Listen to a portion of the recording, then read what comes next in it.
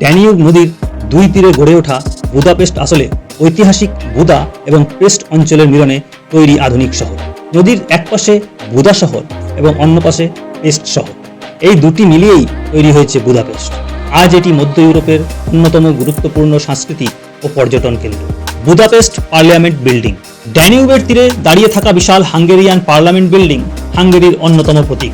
Gothic revival আর্কিটেকচারে নির্মিত এই ভবনটি বুদাপেস্টের অন্যতম বিখ্যাত ল্যান্ডমার্ক এবং ইউনেস্কো ওয়ার্ল্ড হেরিটেজ সাইটের অংশ। বুদা ক্যাসেল।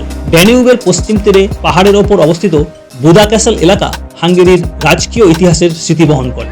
Chain bridge.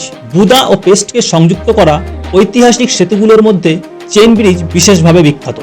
রাতের আলোয় এই সেতু এবং ড্যানিউবের দৃশ্য বুদাপেস্টকে একেবারে অন্যরকম করে তোলে।